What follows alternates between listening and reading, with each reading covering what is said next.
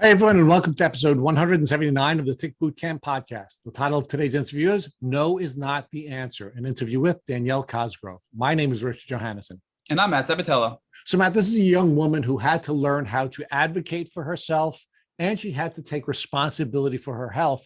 And once she did those two things, she was able to go forward on her healing journey. And Rich, Danielle reminded me so much of myself being a fellow Long Islander, being sick for over 8 years, having Lyme carditis, neurological Lyme, and having to advocate for herself to get a proper diagnosis and then to fight to finally get proper treatment. Matt, so we named this episode No is Not the Answer because Danielle had to learn how to advocate for herself and refuse to allow doctors to tell her no, to refuse to allow her parents to tell her no, so she can go forward on her healing journey. So without further ado, Danielle Cosgrave. Hey, Danielle, and welcome to the podcast. Hello, how are you guys? We're really excited. We always issue a trigger warning anytime we interview someone from Long Island because all three of us will butcher the English language. So let's apologize in advance. And I apologize. And yes, Long Island. there you go. So you're a Guyland girl, and and you speak our very foreign tongue here on Long Island. So Danielle, talk to us about how long you've lived on Long Island. I grew up here. I was actually adopted from Texas, but I grew up here in Oyster Bay, right on Split Rock Road and 25A. That's where my house is. You can find it, but no, it's actually a private area, so you can't. But that's where I grew up, right there on 25A, right in the heart of both Oyster Bay and Syosset. You know, we're on the border, right by the water. It's so nice. So just to give our listeners some context, that's a very, very well-heeled community where you live. Yes. And the school district, what school district did you attend, and what was the quality of the education that you had received? So I went to Catholic school my entire life. I went to St. Dominic's growing up. That's where I was in pre-K, kindergarten, all the way through 8th grade. And then I went to Our Lady of Mercy, which is a, excuse me, my goodness. I went to Our Lady of Mercy, which is an all-girl Catholic high school. And then my senior year, I transferred back to St. Dominic's because I missed it. Okay, so you were a young woman who grew up in a family of means, right? Your parents were able to send you to private school, and you were able to get a private school education at various Catholic schools on Long Island. Yes, exactly. Yep. All right, so now we have a context for our listeners. Now talk to us about what you knew about ticks and Lyme disease during the time that you grew up, either from your community, from your schools, or from any of the activities that you participated in. So my school never did anything or said anything about ticks, never even learned once about it. I think the only time my parents even ever said anything, we used to have a house on the bay in Hampton Bays. That was when I first really learned about it. There was plenty of swamp and marshland over there. So there was definitely a lot of high grass, lots of deer out there. They always recommended checking for ticks when you come inside. Wasn't a big thing. It was just like a scan over your body, make sure there's nothing there type thing. But then we ended up selling that property and moving that house over to Dune Road, which is in West Hampton. And there's a lot more, literally, there's dunes with high grass. There's more deer. So we always had to check the dog for ticks. That was the number one thing, is checking the dog, because he was out in the grass all the time. And then we had noticed my dad had been getting ticks on him a lot. And so we were like, all right, let's start checking us for ticks a lot more, especially when we would walk over to the Bayside, because there was a lot of high grass over there, because they didn't take it out of the grass of the sand over there. They kind of kept it, and to walk to the bay, you have to walk through the high grass. So ever since I would say about 2006, it was like the most prevalent in my life, but it wasn't like this big thing where it was like, you need to check for ticks. It was like, oh, you should probably do it. Okay, so yeah, let's give a context to our listeners who will not know about Long Island's geography. Your parents are clearly well-heeled, and they had not only a house in one of the wealthiest communities on the western part of Long Island, but you also had a home in the eastern part of Long Island in some of the wealthiest communities on the eastern part of Long Island. So you're clearly people with resources, educated people Yes. who should be aware of the risks that they and their daughter may face.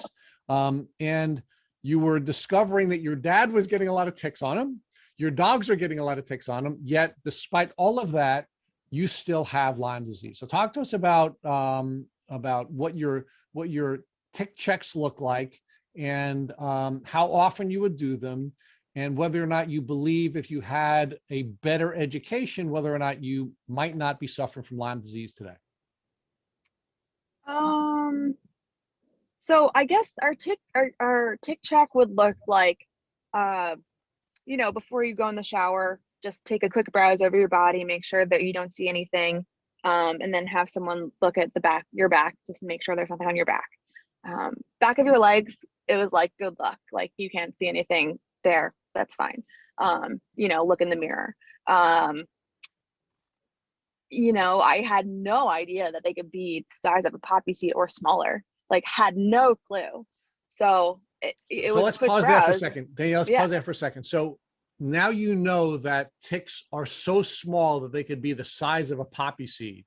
Do you think the tick check method that you were taught to use, which is essentially visually look at your arms and your legs and have somebody visually look at your back, was an effective tool for checking for ticks? I think it would have been if we had looked harder, because now it was just a quick look, make sure there you don't see a big black bug on you. And if you did, it's fine if it's not attached, but if it's attached, then it's a problem. Like that type of thing. Like maybe I would have looked a little bit harder and like actually spent a little bit more time trying to find something if I did. Okay. So you are essentially taking these cursory checks on your own body and having a family member make a cursory visual check of your body. Were you doing anything to avoid checks? Meaning, were you using any kind of sprays? Were you using any type of clothing, protective clothing? Were there any steps that your family was taking to protect you, your dad, your mom, or any of your companion animals from coming in contact with ticks in the first place? So we would always put Frontline on our dogs. That was the number one thing that we did. We had someone come spray our property with like the tick sprays, or like the prevention sprays. I don't know what it's called, but it's like one of those people that come and do it for you. What else? We definitely use Cutter a lot, like that bug spray Cutter. I don't know if it prevents ticks, but that's what we use for like bug bites, like to prevent bug bites. No preventative clothing. Danielle, would you put the Cutter on every time you went out? And where would you put the Cutter in order to protect you from the bugs?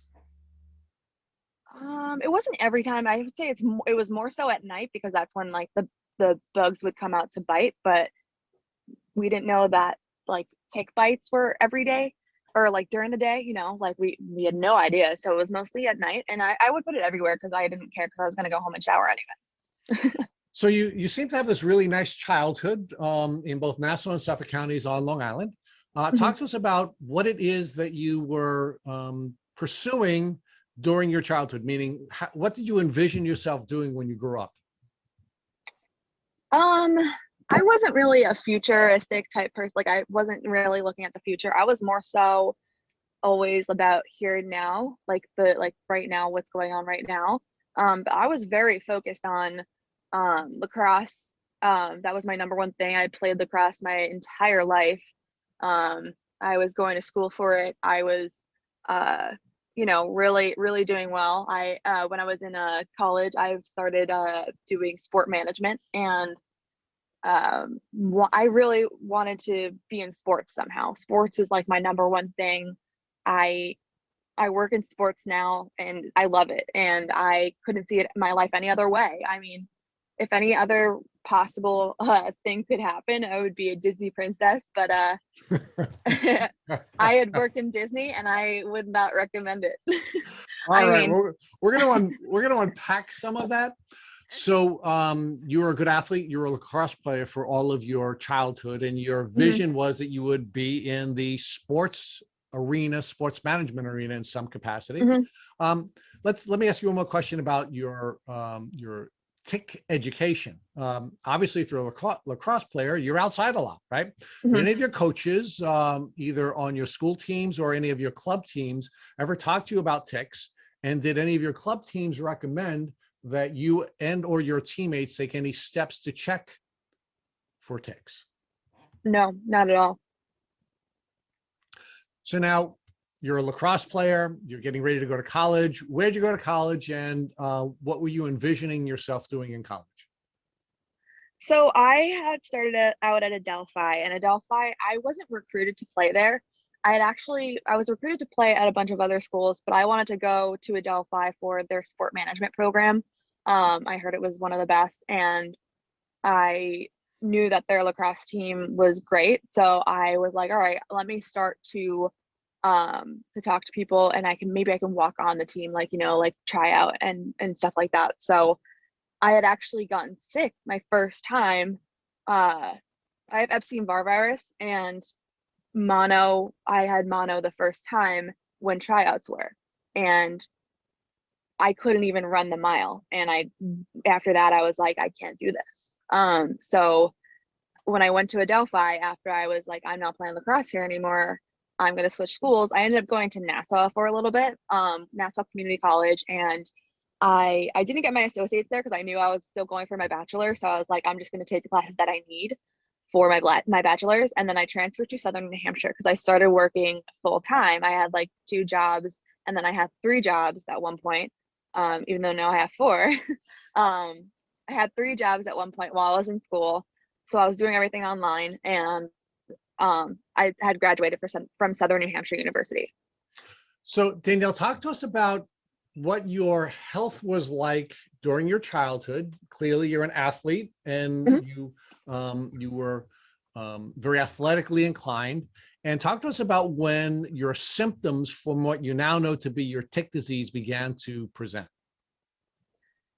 So my whole childhood, I was pretty healthy. I would get a bad, like, cough like once a year. It was nothing to worry about. My parents never had to worry about it, but it was like this like cough, like something gross, like you're hacking up a lung. And I would get that once a year. So that was pretty much the only sickness I really had growing up. I would get the random pink eye or uh stomach bug once in a while, like every other kid, but that's it. Um I get my symptoms are so strange, and I still look back to it this day, like, when did they actually really start? Because I have been sick for so long, I don't even remember anymore. And it's like, okay, this is, maybe there's something, maybe that was part of it back in 2012. Maybe this was part of it back in 2011. Like, I keep going further and further back, realizing that, oh, excuse me, oh my gosh, this is probably part of it. So like I just said before, my first time I ever got sick with mono, I have Epstein-Barr virus now, and that was in the beginning of, the end of 2012. It was like October 2012. Um, that was my very first like I had been really like I wasn't actually I really wasn't that sick. I didn't even know that I had it until like I was at the very tail end of it, where I was just really tired all the time. And then Danielle, go ahead. is that the window of time when you were trying out for the lacrosse team at Adelphi? Yes. So Yep. prior to that, you're a healthy gal, you're a good athlete, you're performing at a high level. You're now Mhm. trying out for a college lacrosse team, and what had been a relatively, I guess, easy athletic pursuit for you because you're a good athlete and you're healthy, you start to now have problems that are preventing you from doing what you were very good at, which was playing lacrosse. Yes, I couldn't even run the mile. I could barely keep up with the rest of the team, like the rest of the team doing anything like sprints, like nothing. It was strange for me because I do have asthma, but it's sports induced asthma. Like I have to like run a lot for it to be really triggered. So the fact that this was a thing was shocking to me, and I was a normal runner. Like I would go out for a run and actually like go like for fun. Like I used to do that all the time. But then it was the weirdest thing. I really couldn't do much. And my travel team lacrosse coach, my club lacrosse coach, was the goalie coach for the Adelphi. And she had pulled me to the side and she was like, "Hey, what's going on? Are you all right? Like, what's happening? I know you can run. Like, I've seen you run. Like, are you all right?" And I was just like, "I don't know what's going on. I don't know what's happening. You've seen me play. Can you vouch for me for these tryouts?" She's like, "There's nothing I can do. Like, I'm not the head coach. I can't tell you." So it was a big struggle finding out that like I couldn't really like retry out because that was it. But that was my very first symptom, and I still don't know if it's even like attributed to it because still don't know when I really started to like get Lyme disease in 2014. Yeah, so 2014 was when I first got the ringworm rash. We thought the bullseye rash. We thought it was ringworm, and they gave me a topical steroid to use. And then in 2015 was when I really started to get really bad stomach issues. Like trouble eating, like I could barely keep anything down. I was nauseous all the time, vomiting and diarrhea all the time. That was just like the first couple of episodes, and I saw a GI and he was not really helpful, and he was just like, "Oh, you have IBS," or "Oh, you have gastritis," and I was like, "You're supposed to know these things, like how do you not know?" And then in 2016 I started to get really dizzy all the time, and I started to get really bad fatigue, pre-syncope. I would pass out. um, Syncope is passing out basically, like fainting. Pre-syncope is like where you feel like you're about to, just so anyone didn't know. um, I would get like this weird tingling and numbing sensation in my feet and my hands, mostly my hands. I drop things a lot now. I was getting chest pains. The year before this, the same year, my mom had just had a heart attack and I was like freaking out and I didn't know what was going on, but I was having chest pains. But I now know that it's part of Lyme carditis. In 2017, I started to get really bad pain everywhere, pretty much joint pain, stiff joints, like swelling, and you could feel it. Like it wasn't just something that was, okay, this is stiff, like I need to move around. It was like you could feel it like throbbing basically. And then at this point I kept getting strep throat like once a month. Like it was pretty bad. Like I even more than once a month at some points. It was like every 3 weeks, every 2 weeks, it would come and go. And I was constantly put on Z-Pack, and it was not helpful. Like it just kept coming back.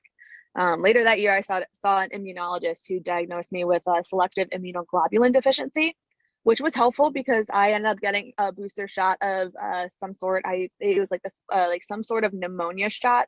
I don't remember what it's called. I've had so many different things with this doctor. And we went back actually this year and my deficiency has gotten worse. And then I'm sorry, I'll continue back on the timeline. In 2018, my fainting and dizziness got a lot worse. This is when I was actually working in Disney. And I started to get, like I would pass out in front of guests and it was kind of scary. So they pulled me to the side and said, "Hey, we need to like get to the bottom of this to figure out what's going on with you because like you're scaring the guests." And I'm like, "Yeah, I know that. I'm scaring myself. Like I understand." And so I actually ended up leaving the college program a little bit early to go home to get treated and to see someone. But once I saw someone, it was the same thing. Oh, you just have a bug. Oh, you're just a little sick. Like you this will go away. And I'm like, this has been going on for 5 years, guys. Like how is this just a bug? And this is when my migraines started to come in. And like at the end of the year, I was getting really bad migraines. I was having trouble seeing when a migraine attack would happen. I would get ear ringing when I had migraines. My migraines are audio induced, not ocular. So it has nothing to do with my eyes. Like I am fine. I have no light sensitivity. It's ear sensitivity. So whenever I hear something that's really loud, or if I hear like a car that's playing really loud music next to me that has a bass going, it just triggers a migraine instantly. And I don't know why. It's just there's something. I do have an inner ear imbalance, and it looks like there might be like fluid behind my ears, but they said that there's not a lot that they could do for that. So unfortunately, it's not something that I can fix. And So then, Danielle, I'm going to ask you to yes, pause for a second. sure. And let's walk back to 2012. In Mhm. 2012, do you recall having been bitten by a tick? Mhm. No, I'm sorry. No, I do not remember getting bitten by a tick whatsoever. Ever in your whole life? Mm-mm. Okay. So now in 2012, when you first started feeling the symptoms, the ones that interfered with your ability to try out for the team at Mhm. Adelphi University, did you go to see a doctor? They had an on-campus doctor there, like a nurse. I don't know if he was a nurse practitioner or a nurse assist, like a physician assistant. Um, but he had like told me he was the one who checked for mono because apparently it was going around. I'll say that first, but I had just started there and I wasn't like, it's called like kissing disease and I wasn't kissing anyone. So I we attributed it to, oh, maybe I did drink out of the water bottles that were left on the side of the field for lacrosse. But that's also very like we all like barely touched it. Like we would just pour it. Like it was like one Right. of those squeeze bottles. So yeah, don't know. So did you see any doctors in 2014 when you had the symptomology that developed in 2014? um sorry, I forgot. 2014 is like a still like a very blurry year. 2014, yes, that was when I had ringworm. So they gave me, or we thought it was ringworm. And they gave me a topical steroid to help that. Okay. Now, did your doctor ever discuss with you the possibility that this rash that they were treating you for ringworm could have been Lyme disease? No, mm-mm. Had And no idea. did your doctor ever suggest to you that if you did have Lyme disease and they did treat it topically with a steroid, that the steroid would suppress your immune system and it would make it more likely that your Lyme disease would be exacerbated? No, Now, you I didn't also, even know that. so you now talked about 2015 and you had some symptomology in 2015. Did you see Mhm. any doctors in 2015? Yes, I saw a GI doctor. I saw my regular doctor a lot, but mainly my GI doctor. And at any time during your doctor's visits in 2015, did you ever discuss, or did they ever discuss with you the possibility that you may be suffering from classic Lyme disease symptoms? Nope, nope. What about 2016? You said you had new symptoms in 2016. Did you Yes. see doctors, and was there any discussion about Lyme disease? Yeah, so I was seeing my normal doctor, like my physician at this time, and this is when I started to get dizzy, headaches, like all this stuff, uh, chest pain. And this is when he actually said, okay, you have a couple of Lyme disease symptoms, let's check you for it. And this is when it came up negative the first time. Okay, Which so actually, I'm sorry, I let's forgot pause to, there. yeah. Pause that. So when you say it came back negative, did the doctor perform a certain set of blood tests or other types of tests that he or she or they were using to diagnose you for Lyme disease? I believe it was just the regular blood test. Like there was no immunoassay, there was no Western blot or anything like that. It was just like the regular blood test to see if my antibodies reacted to Lyme disease or something. I don't know. One of those, the first ones, I really can't tell You, Lisa. you.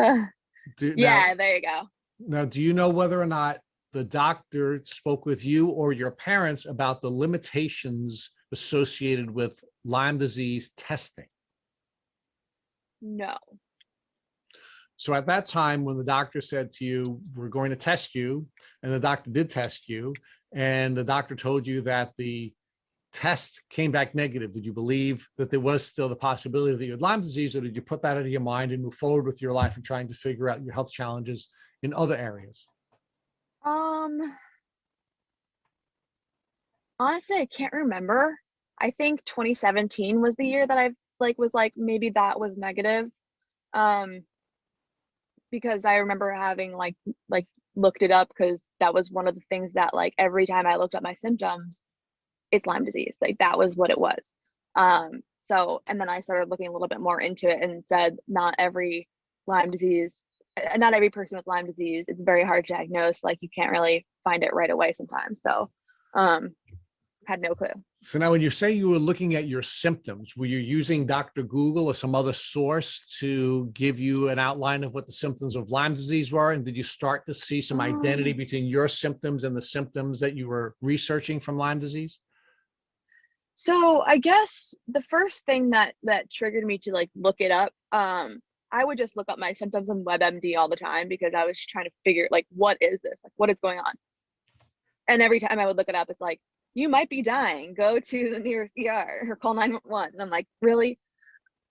So I decided that, you know, instead of doing WebMD, maybe I should start looking at different illnesses that exist and that are prevalent and see what their symptoms are instead of looking at my symptoms. So I did it that way. And Lyme disease, lupus, what was the other one? There was another one that I saw on there. It was like, all of these look like something that I might have. And I was like, geez, that's crazy. Maybe I should go get tested. I got tested for lupus. That was negative. I got tested for like a ton of things and there was just nothing coming out, like autoimmune diseases, nothing, like absolutely nothing. And it was baffling to me because of how I felt and what my boyfriend was even seeing. He was like, this is just too much. Like there's no way that this is nothing. So Danielle, you shared with us at one point your mom had suffered a heart attack. Mhm.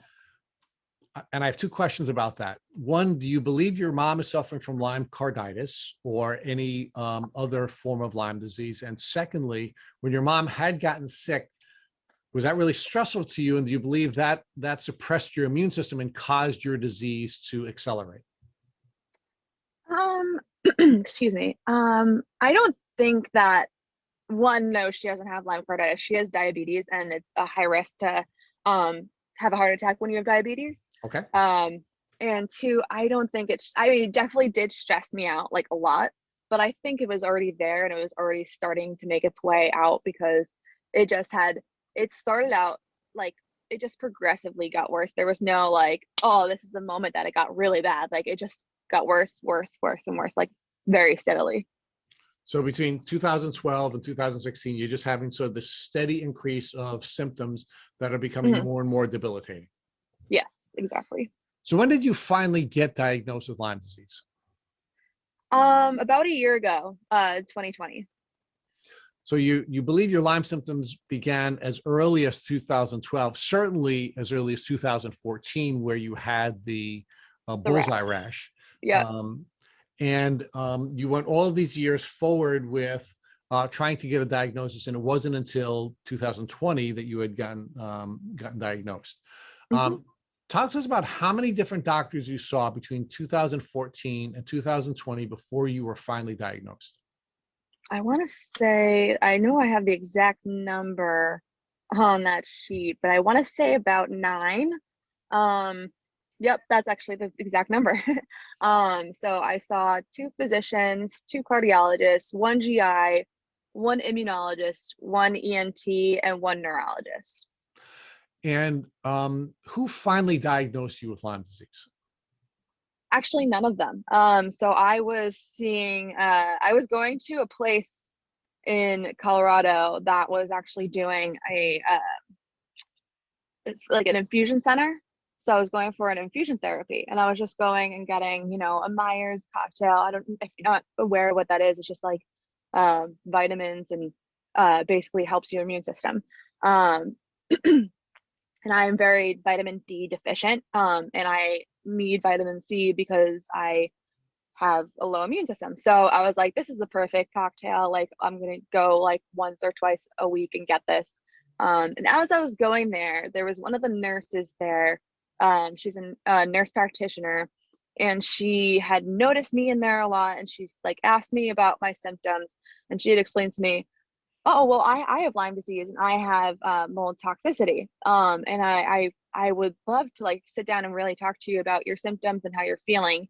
And hopefully maybe we could test you and get some things done. So I agreed, and we sat down, we had an appointment. And so she did a full hormone panel. She did a full, like, she did every, like all the normal workup. And then she came back to me and said, hey, you have low testosterone and you have low vitamin D. So here's what I'm gonna like suggest for you to do. Take ashwagandha, that will help with stress, which is why you have low testosterone. And then take some vitamin D and go out in the sun. So those are the top two things that I want to tell you. I also want to test you for Lyme disease because your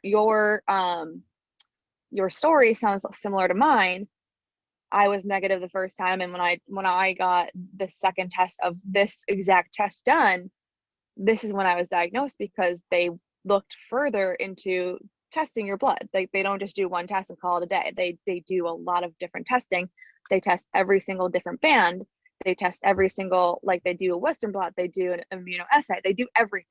So I ended up taking the IGeneX test, IGeneX. I know it's like IGeneX. And she said, it's like, hey, it's $800, like insurance won't cover it. And I was like, are you kidding? This is why there is so like there are no free Lyme disease full tests like this, none. Like, it's shocking to me. And I asked her, I was like, is there another option? She said, nope, I'm sorry, like, if you want this done, like, this is how much it is. I'm not charging you, they're charging you, like, this is how much it is. $800 is not an easy payment for a lot of people. Thankfully my parents were able to help me out because they knew that I was not feeling well. Because I was working, a minimum wage job. Like, it wasn't, I didn't have a lot of money to spend on that. And so they helped me. I got the test done. She calls me back about a month later and says, hey, we got your results back. We need to set up an appointment to go over it. It'll just be like a 45-minute call. And I'm like, 45 minutes? Geez, that's a long time just to tell me I don't have it. So I was like freaking out. I'm like, oh my God. Like, why would they schedule a 45-minute phone call to tell me I don't have it? So I must have it. And like, I just went like nuts, because it was like, why can't we just talk right now? Like, you're calling me to set up an appointment. Why can't we just talk right now? So she had given me a time and said, okay, like, we'll talk at this time. Like, there's details I need to go over with you. And that's when I found out that actually, by the CDC guidelines, I don't have Lyme disease. By the CDC, I do not have it. But I have 2 out of the 6 required bands that makes it there. And I have tick-borne relapsing fever as well. So with these two illnesses and, like, all the symptoms that I have it. So they were like, there's no way you don't have it. Like, even when I went to Dr. Cameron, he was like looking at it, and he was like, all your symptoms point to Lyme disease. Not all these symptoms are from tick-borne relapsing anyway, because there's no way that, like, this specific symptom is not Lyme disease. Like, there's no way, because you lived in Long Island for so long. Tick-borne relapsing fever is only in Colorado, and I just moved out there in 2019. So he took my history, he took like all my information and actually like looked it over and said, you have it. There's no, it's confirmed, like, you have Lyme disease. And it sucked. It hit hard. Okay, so we're going to get to Dr. Cameron in a minute. Yeah, and that'll yeah, take that's you why I that didn't want to. portion of your journey. Yeah, stay with me on the diagnostic journey. So, okay, when you took the IGeneX test, and you were told that IGeneX had a more comprehensive test, more expensive, not covered by insurance, but more comprehensive, how did that make you feel about the doctor who had given you the first Lyme disease test, who didn't share with you there were limitations in the test, in fact, told you that you did not have Lyme disease because you didn't test positive on that first test? I was very frustrated and annoyed. I was like, are you freaking kidding me? We could have like been done with this years ago. I could have known years ago. Like, how, like, you're a doctor, you should know like know better than just to tell someone that they don't have it and not do any further search. Like I think it's not fair. It's not fair to us. Like you have that knowledge and you're gonna hold it like from me. Like I don't have that knowledge because it's not well known, but you have it, and that's not fair.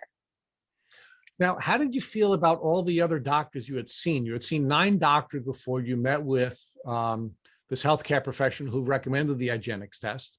How did you feel about all those other doctors who didn't recommend other tests and were not willing to diagnose you with Lyme disease clinically?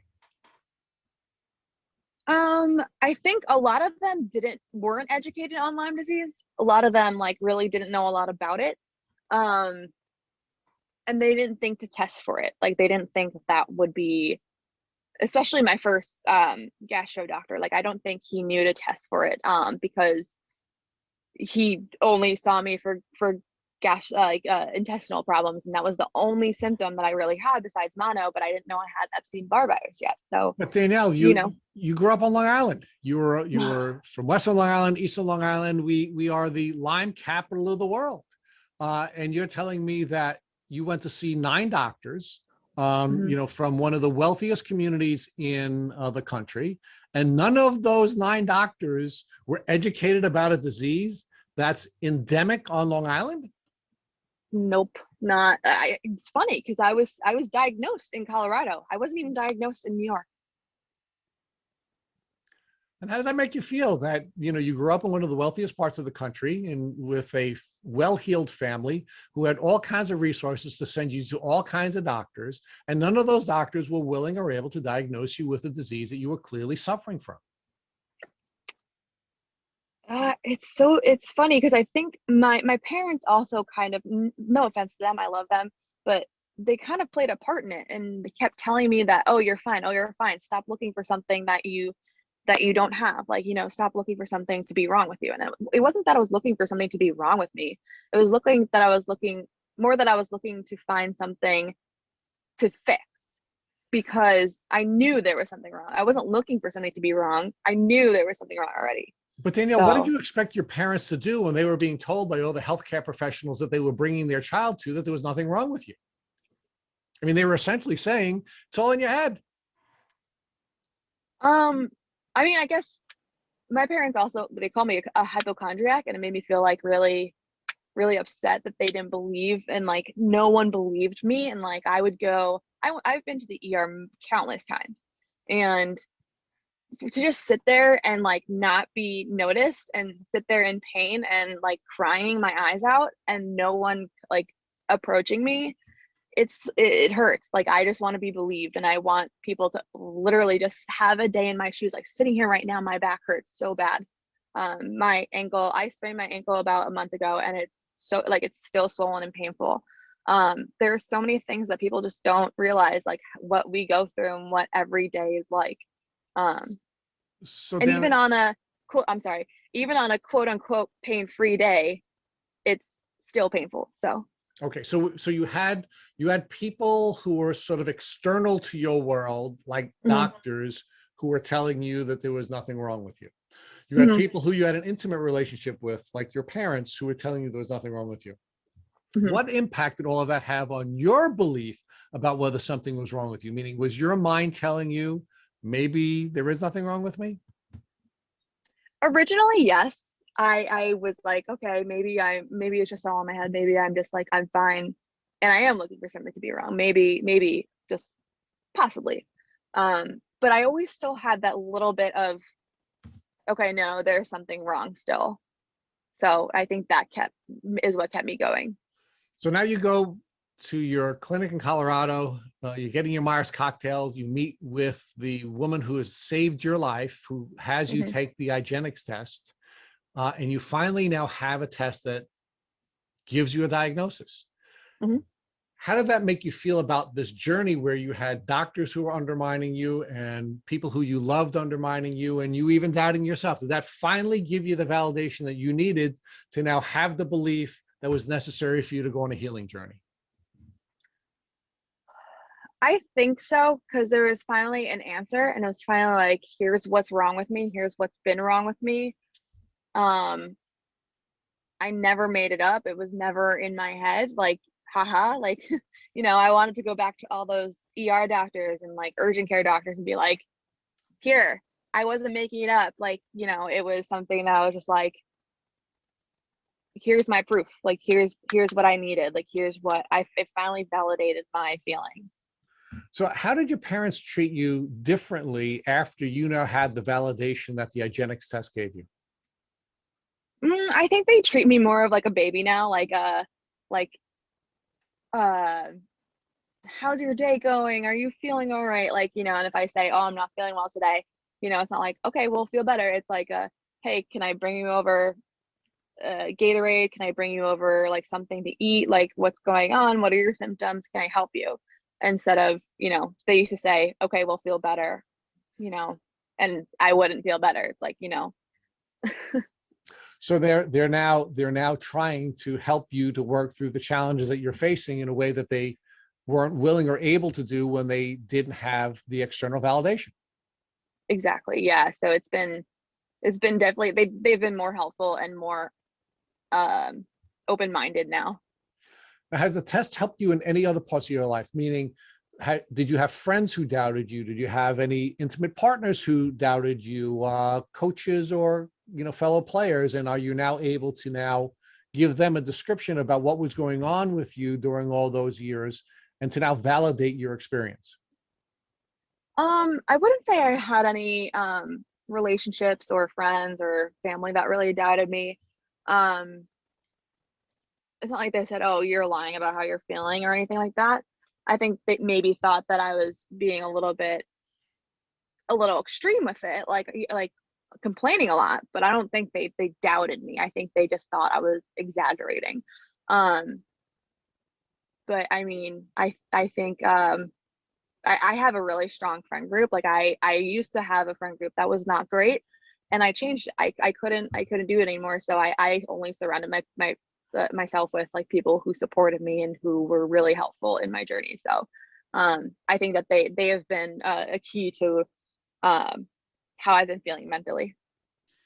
So Danielle, I want to start by saying that I'm just totally shocked that you went for over 8 years of being horribly sick with heart issues, neurological issues, fainting, legitimate physical illnesses, and yet all of your doctors and your family said you're making it up. So I'm just sorry for that, and that needs to change, and that's why we fight every day to help change that in the Lyme world. But secondly, I want to comment on what you just talked about, which is your friend group had to change to be a more healthy environment for you to heal. And we hear this a lot from people in the Lyme community, that they have a very unhealthy social relationship or social group, and they are concerned or don't want to pivot away from that and find a healthier group to be friends with. But I believe that that is an important factor, an important part of healing, is to have a supportive social and family group. So can you talk to us more about what made you realize your previous social group wasn't healthy for you, and why you then changed to have a more supportive group of friends to help you heal? It was like they're a little toxic. So it wasn't that they didn't believe me. It was more so that like they were just not good people in general. So I was 23, 22, maybe 21. I don't know. But they were just like, we were all the same age. And it felt like I was in high school again, because they were just dramatic and talked a bit like all they did was gossip about other people who weren't in our group. And I was like, this is not the friends that I want. So it's like, it wasn't like they didn't believe me or anything like that. It was more so like, that's not what I wanted in friends. So. But I think that negativity and that drama is going to weaken your immune system. And I think in order to heal, you need to embrace a positive attitude and sort of rise above your illness and try to, which is very difficult, have a positive mindset, focus on your small gains.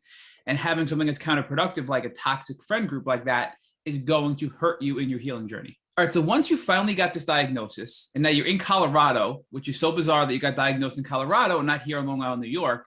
Yeah. What did you do? Did you treat with the doctor in Colorado? Did you come back to New York and treat in New York? What were your next steps? So when I first got my blood drawn for this test, it was the week before the pandemic had hit. I was diagnosed in May of 2020. And the nurse practitioner does holistic treatment, and I didn't want to go the holistic route. I wasn't there yet. I had just found out that I got it. So I wasn't ready for, like, I didn't want to have a holistic treatment yet. Like it was maybe something for the future, maybe another time. But right now I need to focus on like my cousin is in the medical field. She's a nurse. My other like I have a bunch of people in the medical field who are like, do the antibiotics first, do that, like all the Western medicine first, and then see, like you can go to the non-traditional, like holistic route, like see, like do like, or maybe do a mixture of both, like who knows. So once I had gotten that diagnosis, I took the diagnosis and went to a doctor who handles, like he's an immunologist and disease research, like he researches diseases. So he had one Lyme disease patient before me, but he was working with someone from New York who is like does Lyme disease. So he was working with someone like personally, like who works for like with Lyme disease in New York. So he was already like, he knew a lot about it. So someone had recommended me to go to him. So I went to him, and instead of treating the Lyme disease itself, all they were doing was treating the symptoms of Lyme disease. So I had mast cell activation syndrome. I had a lot going on with my stomach and my gut, like my gut. They wanted to treat me for like leaky gut protocol. Then I have like a ton of allergies, and they wanted to give me allergy shots. I have small fiber neuropathy, and they wanted to start me on IVIG. And it was all so overwhelming that I had no idea where to go first. So I was like, okay, I can't do this. Like, no, like there's no, I'm sorry. Like, no, this is way too much. Like, I cannot handle this. So I ended up moving back to New York to see a Lyme disease doctor, like a specialist, just to make sure that I actually see someone who knows what they're doing, because it seemed like this guy was just out there and like he knows a lot about it, but I don't think he knew what he was doing yet. Danielle, I'm sorry to interrupt, but did you do any Okay. treatment with the doctor in Colorado that was sort of treating the symptoms, or did you just decide right away, this isn't for me, and came back to New York? I tried it out for like a month and a half, and because it was just like so much and so overwhelming and like a lot at like the same time, I had ended up making the decision to move back to New York. I had started there in July of 2020, and then we moved back in September of 2020. Okay, before we go back to September of 2020 and coming back to New York, talk to us about mast cell activation syndrome, because we get a lot of people asking us, how do we know, or how do they know if they have MCAS? Because it's a very common side effect or symptom with Lyme disease. So what put that on your radar, and how did your doctors diagnose you with MCAS? So it was never on my radar before, like ever. Like I never even heard about it until I am actually in a Facebook group, and I kept seeing all these people like posting about MCAS, and I was like, oh, I don't know what that is. Like, can someone explain it to me? So they actually helped me out before anyone else did. And it's basically when your body produces too much histamine, and you have an allergic reaction to something for no reason. Like, it's literally no reason at all. Like it could be like not even like you're not even having allergic reaction. There's just certain triggers that makes it come out. My biggest MCAS reaction is I get really flushed in my cheeks. I don't feel it today, so that's a great sign. But like one side of like half of my face will just get red, really, really red and hot for no reason. And it's like, it hurts. I will get a really bad migraine on that side of my head. My entire cheek is just red. If anyone wants to see pictures, you can go to my Instagram, you'll see it. It's like half of my face is just red. It's the weirdest thing. And I had no idea what it was from. Then I started to realize that it was going, like, it was everywhere. I started getting like just red, hot, itchy spots on my body, and I was like, what is this? And I had never thought anything of that until they said, when I did more blood work at the immunologist in Colorado, and they said, oh, just want to let you know you have something called MCAS. And I was like, oh, that makes sense, because I didn't put the two and two together. So now you go back to New York, it's September of 2020, and you decide to treat with a more specialized Lyme doctor. So talk to us about what research you did and what doctor you landed with in New York. So I know a bunch of people because I am not to like plug myself or anything. I have a big following on my other Instagram. So I have two Instagrams. One of them is my main profile, and the other one is my healing and Lyme disease journey. The main profile has a lot of followers, and I had reached out to people and like posted on there and said, "Hey guys, does anyone know any Lyme disease specialists in the New York area? I'm looking for someone. I just moved back. Please send me your top doctors or who your friends have seen." And surprisingly enough, there was a lot of different doctors that I had gotten on there. One of the big ones that I had gotten was Dr. Cameron. There was another one that he had actually worked very closely with, and I forget his name, but he was like the top doctor, but he had a really long waiting list. Was it Dr. So, Horowitz? yes, yep. Dr. Horowitz. So he's upstate also, right? Yes. Yes, then yes, it was him. So he had a waiting list, and I was like, all right, well, I can't wait anymore. Like I've already waited 6, 8 years. I can't wait anymore. Like this is something that needs to be handled right now. So go ahead. So essentially I'm just making an observation about your journey. Every step you made where you had progress was based on your own research, crowdsourcing information from the social media community, or doing your own WebMD/Google research to basically push your own diagnosis when everybody else thought you were just making it up. So that's something really powerful as well that I hope you reflect back on and realize that you are responsible for the successes you've had in your healing journey and not your doctors. And I think this is an important message for people to advocate for themselves and not give up when people are telling them, hey, you're fine, because we've all been there and we need to advocate for ourselves like you did, Danielle, and you're a perfect model for that, to keep fighting to find the right doctors to get better and keep climbing our way out of this horrible pit that is Lyme disease. That was my biggest thing for my entire journey so far. Like I'm not in remission. I'm still sick. I'm still fighting this. But if I could tell anyone anything, it would be use your voice and advocate for yourself, because if you don't, you'll stay sick. And I'm so glad that I did, because if I didn't, I would still be where I was last year and not having any answers and having no idea what to do.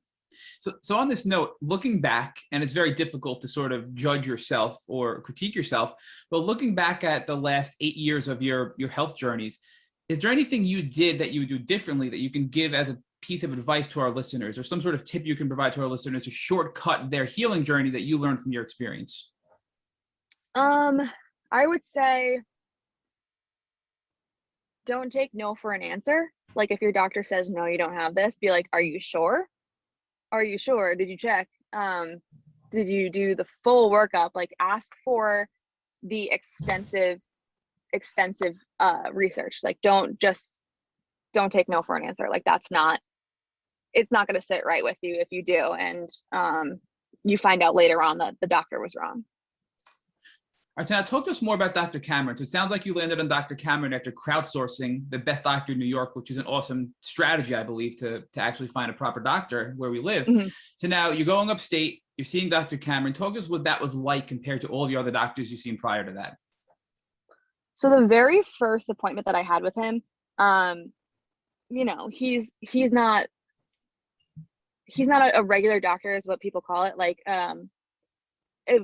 LLMD is like way different than any other doctor, and they'll actually tell you exactly how you're feeling, and they know exactly how you feel, and they'll say you have this, and this. Is that right? And I'm like, yeah. How do you know that? Like, it's the first time I had ever really like sat down with a doctor, and he explained everything to me and why I have it and why it's so bad, how long I've had it, all these different things about Lyme disease that I had no idea about. And I was just like, my eyes opened, and I was like, because I had brought my boyfriend with me, and I would look over at him and be like just like jaw dropped, and I was like, oh my gosh, like how did he know? He already knows everything that I am feeling. He knows every symptom. He knows everything that I have said. And I actually have the whole entire conversation recorded, because I wanted to be able to take this to other doctors and take this to my parents and be like, this is what I have. This is what I want you to listen to. You need to hear this. it's not just like, you know, like I wasn't, it's more than just, oh, you have Lyme disease. Like it's deep. Like this is everything that's wrong and everything that's going on. So I think that was really powerful to know that someone was on my side and someone was listening and someone was really going to take care of me. So it sounds like that although you had a proper diagnosis of Lyme disease, nobody understood how serious that really was. And by recording that discussion and that first appointment with Dr. Cameron allowed you to then present that to others so they can realize, hey, this is a really, really devastating illness. It's not just something you can treat and get better from pretty quickly. And was that an effective strategy for you, for your friends and family to take that recording, have them listen to it, to have them truly understand what you're going through? I think so, because you know, if I don't take my parents to a doctor's appointment, they always want to know what's going on in like detail. You know, I'm not gonna sit there and record every doctor's appointment I go to, but this one was really important because I think it made them realize like what I'm actually struggling with and what I'm actually going through and how the doctor is going to help. So after this lengthy discussion and first appointment with Dr. Cameron, what treatment protocol did you walk away with? So he definitely doesn't like to start out going right in with the heavy stuff. He does like to, you know, take caution. So the first thing he did was say, okay, we're gonna get your blood work up. We're gonna test you for a bunch of different things. We're going to like make sure, like, you know, I brought my first blood test with me, the IGNX, and he saw it and everything. And he just wanted to make sure that, you know, we were still at that point. We didn't do everything that was on the IGNX. Like he saw what he needed to see for the Lyme disease and tick-borne relapsing fever part. He did more so like the MCAS, the regular ELISA test, all of that stuff. Like he did like the little things. And he also tested me for Ehrlichia, Babesia, and I don't. Bartonella. Yeah, that one. And none of those came up, which was really great because co-infections suck. I've heard like many different stories. But he did say, like, you know, having both Lyme disease and tick-borne relapsing fever is basically like having a co-infection. So I didn't really skip anything. I also have, I mean, he was also testing me for other, you know, just regular things. He wanted to test my, I have Hashimoto's as well. So he wanted to make sure that that was clear. He wanted to make sure that my ANA was negative, which it actually wasn't. It was positive, but then they retested me. It was negative. ANA is the marker for lupus. I walked away that day with a prescription for doxycycline and something else that was for Babesia, just in case I had it, because my symptoms had sounded like I had it. But he told me not to start it until like we get back the blood results. So that way, you know, you have it, you have the prescription, you have the medicine, and then once I call you with the blood results, then you'll take it if you do have it. So it was that's basically what I walked away with. So you walked away, it sounds like the Babesia never popped positive in IGNX, so you probably never took the second medication, probably an antiparasitic. Exactly. Yeah. So walk us through what it was like the first time you started taking doxycycline. Did you feel any different? Did it help? Did it not help? What was that like? It was a hit and miss. It was a little bit like I would feel good, then I would feel awful, then I'll feel good, then I feel off. Like it was on and off. I know the herpesing is like something that is like huge and that a lot of people go through. The main thing that I was feeling was like I was just throwing up a lot. Like that it wasn't that much, but I was throwing up a lot and I was like sometimes dizzy. And it was good because it was a week that or the first week that I took it was I was off from work, so I didn't have to do anything.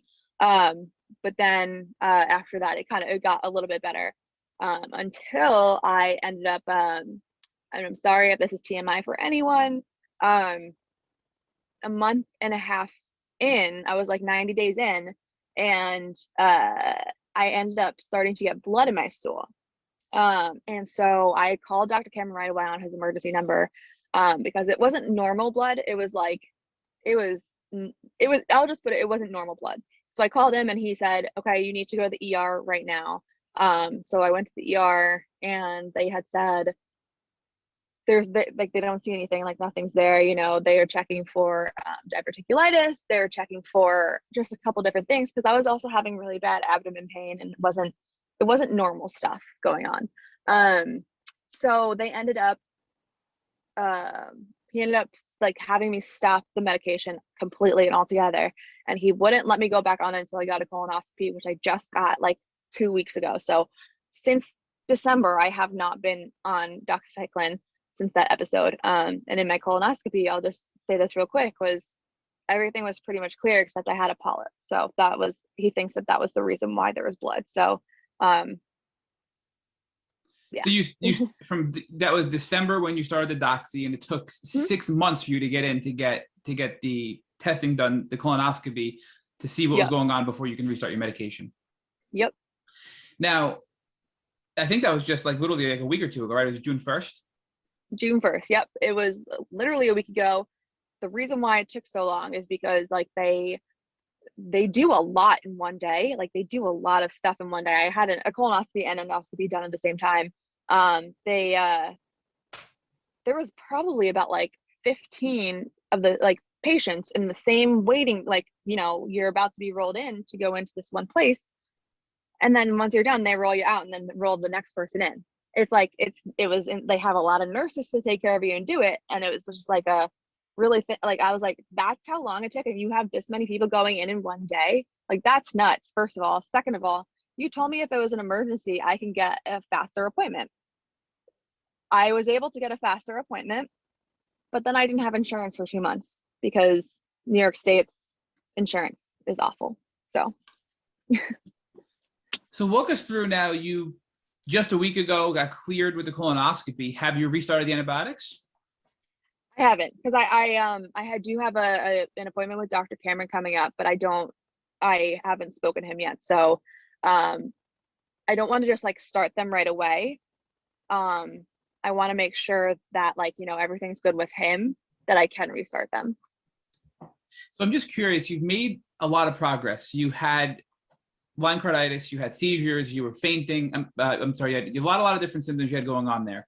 So what do you attribute to your successes and your gains in your health? Do you think it was just the 1 month of doxy had that much of a positive impact, or do you think it was other things you were doing as well that contributed to your improvement of your health? I wouldn't say, like, my health is still like shaky and still all over the place. I wouldn't say I'm feeling much better. I would say I'm feeling better in general. Like I still have pain every day. I still have nausea like a lot. I would say the one big thing that's like the couple of things that changed, I'm not passing out as much anymore. My heart rate isn't as high anymore. My migraines have gone a little bit less, like that. Like those are the things that have changed. Everything else is pretty much still the same. Like, you know, I can't eat like most days. I just have like awful stomach issues still. Like, I have heat intolerance. There's so many different things. I still have a lot. So I wouldn't say I'm there yet. Like I'm not completely all right yet. So what are you looking at for the future? I know you're going to go back and consult with Dr. Cameron and probably, you know, pick up with his recommendations, but I know personally you've been looking at other alternatives that you might pursue in the near future. So what would those things be that you're looking at on your own to help in your healing journey? So I have been looking into bee venom therapy. I know my friend Victoria has been doing it, and it's been helping her a lot, and she wishes that she had started it sooner. But you know, I wanted to make sure everything was clear with all my doctors and everything, and like talk to Dr. Cameron and see what he thinks before starting that, because I know, like, maybe if I started on back on antibiotics and back on the protocol, or back on like what he has as protocol for him, he has 2 different plans. So he's like plan A and plan B, and we're still working on plan A. So we're like plan A and a half. And I'll talk to him and see if bee venom therapy is an option to work with him, like you use that as well as use him. Can you just give a brief description? I know you mentioned your friend Victoria. That's Coach Vic, as we call her, from Nassau County as well. We interviewed Vic. We love her. Can you just give us a brief description of how bee venom therapy can be helpful in treating Lyme disease and what you've learned from both Coach Vic and your studies? So bee venom therapy is a therapy that they use the venom to basically, I forget what the name of the what's in the venom to help like shock your system. Basically, it just like kind of opens up it like shocks your system and helps with your muscles relaxing, your pain receptors, like the nerve receptors, to not be like, it's not as painful. There's just a lot to it that, you know, you hit the different trigger points of let's say your headaches or your stomach issues, or, you know, there's different trigger points that you're supposed to put these bees in. You put the stinger in, and then you leave the stinger in and just pull the bee off. And they only use queen bees, which are about to die anyway, so it's like very natural and safe. And, you know, this is something that's already going to happen, so they may as well use it for good. So once they leave that stinger in for about like 10 minutes, and then they take the stinger out, and the venom does its magic, and it helps to make someone feel better overall. And like I don't know too much about it. I don't know a lot about it. I've just seen what Vic does, and I did a little bit of research. Like, I'm not like, oh, this is what I want to do. Like, I was just thinking about doing it so far. Like, this is something that I want to talk to more people about, like Dr. Cameron. I know Vic has been, it's been helping her. I've seen someone on TikTok do it a lot, and she's feeling better. So, you know, there's a lot of education that really needs to go into it, and more research on my part before I say this is what I'm doing. But for right now, that's something that is like big on my list. So Danielle, talk to us about what has been beautiful about this journey, meaning what have you learned about yourself? And what have you learned about the people that you are interacting with in life that you believe you would not know had you not gone through the suffering that you've gone through on your Lyme disease journey? I would say I'm a lot stronger than I thought I was. I'm a lot more active and vocal about like medicine and medical problems, and now advocating for myself and everyone else who has this has been really, it's made me think twice about like judging other people, because I know chronic illnesses are not always visible. You can't always see what someone is suffering with, and it's hard to tell, because, you know, you can look at me today and say, oh, that girl is perfectly healthy, when I'm not. I have 3 different chronic illnesses right now, that 4 I should say, that I'm dealing with right now. And I just recently got diagnosed with another one, and it's like they just keep coming, and no one can tell. It's crazy. And it's funny to me, because I've learned that Lyme disease can wreak havoc and open up your body to so many other illnesses, not just Lyme disease. So our final question to all of our guests on Tick Boot Camp is, if God forbid your boyfriend came over to you after you left work today and he showed you the tick biting him on his leg, what would you recommend that he would do so he wouldn't have to go on a chronic Lyme disease journey the way you have? My initial reaction would be to leave it until we get home, get a tweezer, a proper tweezer, pull it out from the head straight out. You can't, like, I've looked out so many different videos of how to do it now. Pull it straight out. If the head is still in there, try to clean it out as much as you can. Save that tick, put it in the bag, go to the doctor first, get that first round of doxycycline. Do not leave that doctor's office without it, because you're better safe than sorry. And then send that tick out to the lab to see if it has the Lyme disease, and get tested for Lyme disease while you're at the doctor's office. Like, say, don't do, like I said, don't take no for an answer. Get that test. Thank you for listening to the Tick Bootcamp interview with our guest, Danielle Cosgrave. To our listeners, we have a call to action. First, if you'd like to learn more about Danielle Cosgrave and her Lyme disease journey, please visit her Instagram page at Danny Cosgrove, DANII-COSGROVE. Second, if you enjoyed this episode of the Tick Bootcamp podcast, please share with your friends by using the social media buttons you see at the bottom of the post. Third, Tick Bootcamp has created a Tick Bite blueprint that has been inspired by the information that has been provided by past podcast guests. We urge you to visit our website at www.tickbootcamp.com to view the blueprint. Please note we would appreciate any input or any improvements you would like to share with us. Fourth, don't forget to subscribe to this podcast on iTunes, Google Podcasts, or Spotify to get your automatic episode updates of our Tick Bootcamp podcast. And finally, please take a minute to leave us an honest review and rating on iTunes or on our website. Thank you, as always, for listening.